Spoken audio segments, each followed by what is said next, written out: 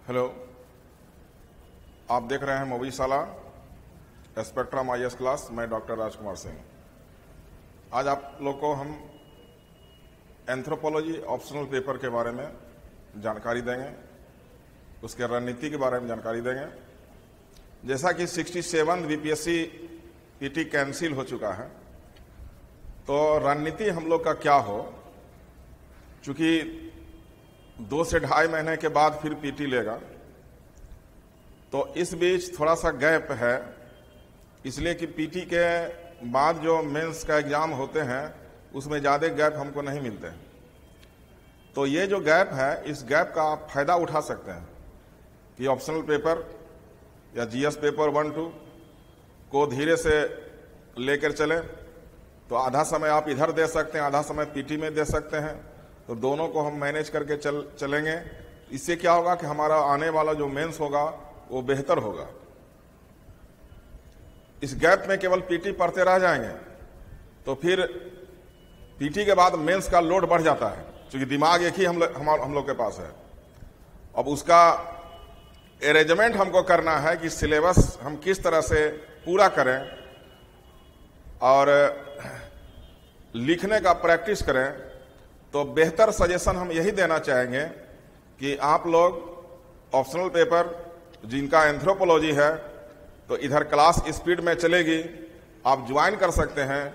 मान लीजिए कि PT होते होते आप 30%, 40%, 50% ऑप्शनल पेपर को क्लियर कर लेते हैं, तो PT निकलने के बाद आपका लोड कम पड़ जाएगा।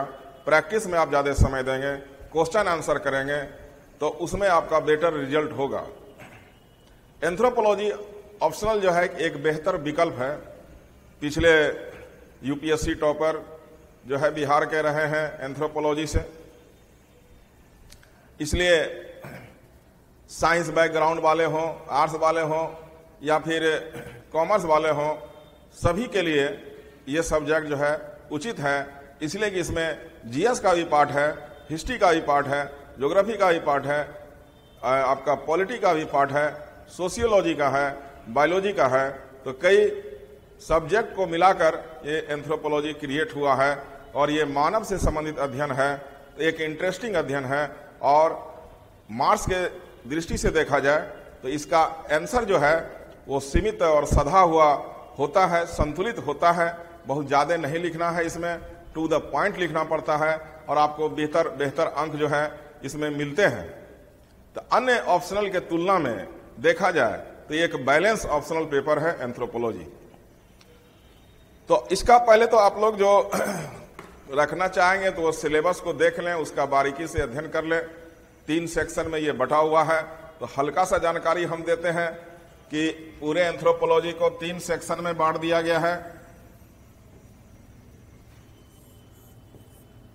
पहला सेक्शन में सोशल एंथ्रोपोलॉजी, सामाजिक मानव शास्त्र। दूसरे सेक्शन में फिजिकल एंथ्रोपोलॉजी, शारीरिक मानव शास्त्र या जैविक मानव शास्त्र भी कहते हैं। और तीसरा सेक्शन में है इंडियन एंथ्रोपोलॉजी, इसको भारतीय मानव शास्त्र भी कहते हैं।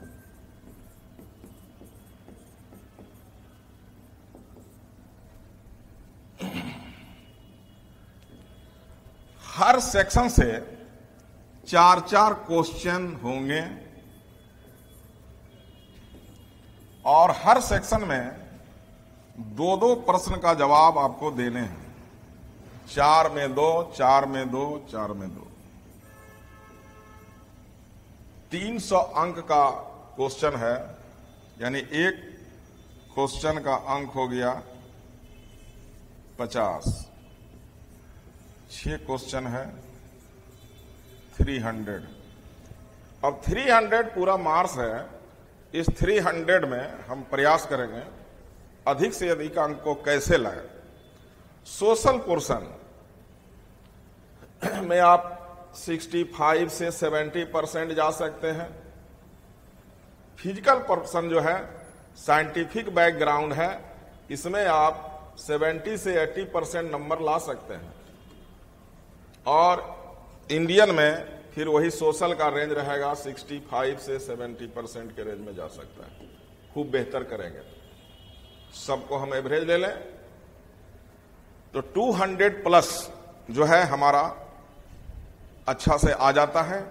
इसलिए आप लोग इस चीज को ध्यान दीजिएगा कि ये जो सब्जेक्ट है एक बैलेंस सब्जेक्ट है और आंसर लिखने में ज्यादा परेशानी नहीं होती है।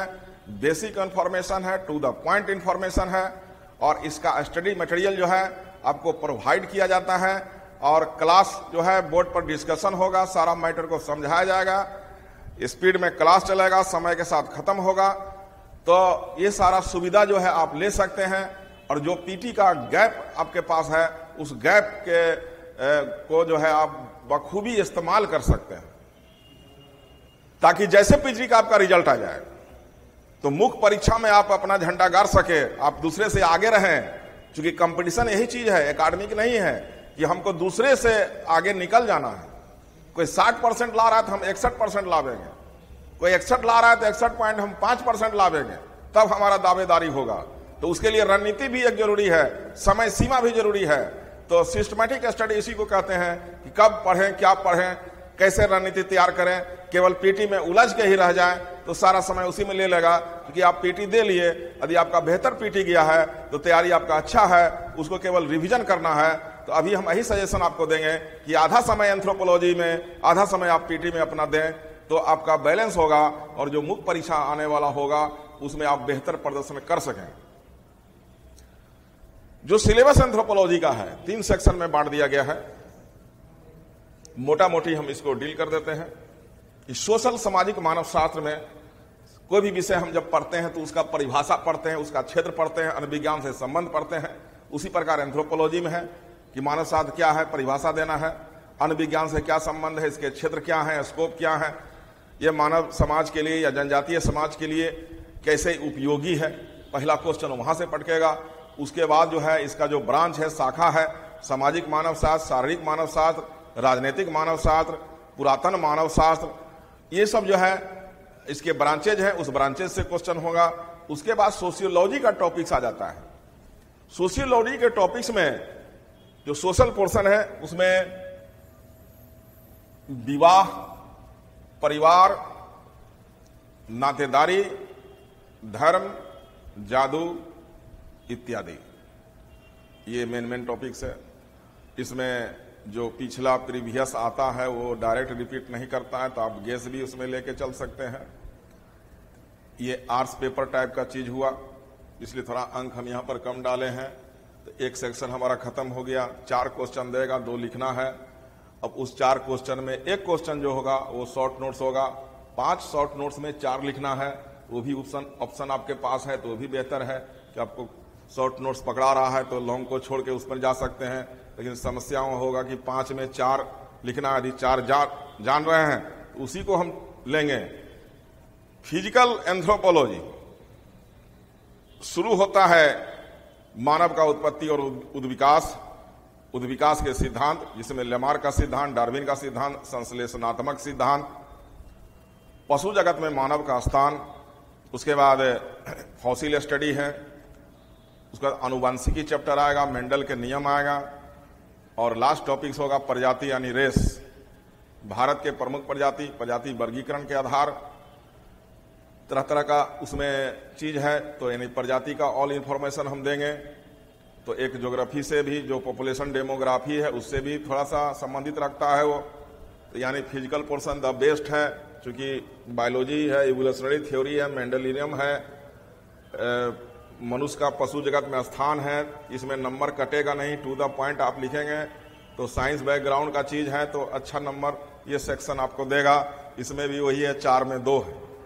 इंडियन एंथ्रोपोलॉजी, भारतीय मानव शास्त्र, ये हिस्ट्री, पॉलिटी, ज्योग्राफी का मिश्रण चला गया।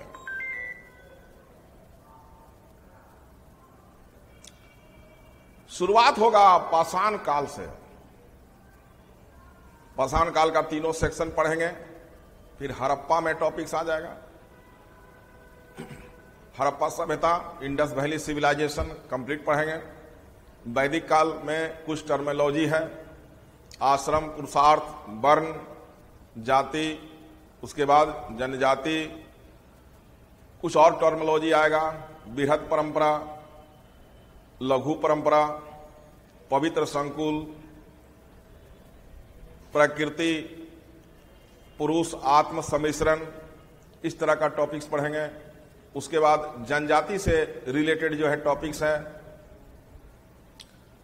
जनजाति की समस्या समाधान, सरकार के द्वारा किए गए प्रयास, बिहार दे रहे हैं तो बिहार सरकार जोड़ेंगे, एनजीओ की भूमिका, जनजातीय प्रशासन जिसमें 5वीं और 6ठी अनुसूची, तो कंप्लीट ये पॉलिटी का टॉपिक्स है। जनजातीय विकास के लिए संवैधानिक प्रावधान जो आर्टिकल है उसको देखना है, पॉलिटी का टॉपिक्स है। उसके बाद राष्ट्रीय एकता, अखंडता, अनटचेबिलिटी, अस्पृश्यता, इस तरह का टॉपिक्स पढ़ना है, तो वो भी मैनेज हो जाता है और अच्छा अंक आप ला सकते हैं। सिस्टमैटिक ढंग से उसको भी लिखना है। तो हम लोग क्लास करके उस कॉन्सेप्ट को, एक एक टॉपिक्स को क्लियर करेंगे। उसके बाद स्टडी मटेरियल है और फिर प्रीवियस क्वेश्चन में प्रैक्टिस करेंगे, गेस क्वेश्चन जारी करेंगे, उस पैटर्न पर हम लोग प्रैक्टिस करेंगे, चाहे वो लॉन्ग क्वेश्चन हो या शॉर्ट क्वेश्चन हो। उसके बाद प्रैक्टिस करने के बाद तब एग्जाम का प्रिपरेशन आपका लगभग कंप्लीट हो गया और जब पीटी निकलेगा तो आप मुख्य परीक्षा में दावेदार होंगे। इसलिए जो समय है उसको बर्बाद नहीं करना है, जो गैप है उसमें ऑप्शनल पेपर का तैयारी कर लें, तो उससे आपको पीटी के बाद सुविधा होगी। मानव शास्त्र जो है एक बेहतर विकल्प है और साइंस बैकग्राउंड है तो भी ये चलेगा, हिस्ट्री से किए हैं तो भी चलेगा, क्योंकि अन्य सब्जेक्ट के तुलना में इसका सिलेबस जो है संतुलित है, बहुत ज्यादा नहीं है।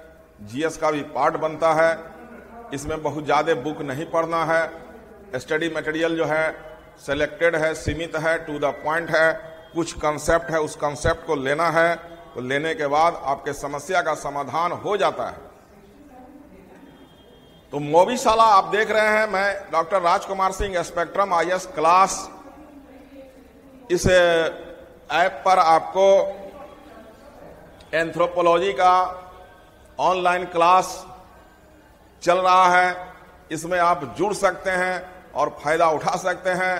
एक एक टॉपिक्स को क्लियर कंसेप्ट दिया जाता है। आप जो कंफ्यूजन है उसको आप डिस्कशन भी कर सकते हैं। इसी के साथ अगले वीडियो में फिर हम कंटिन्यू करेंगे, क्योंकि हमारा कई वीडियो चैप्टर से चल चुका है। आप लोग एक्टिव रहिए, जागृत रहिए और मन बनाइए और इस क्लास को ज्वाइन कीजिए। याद रखिएगा, मोवीशाला स्पेक्ट्रम आईएएस क्लास। जय हिंद।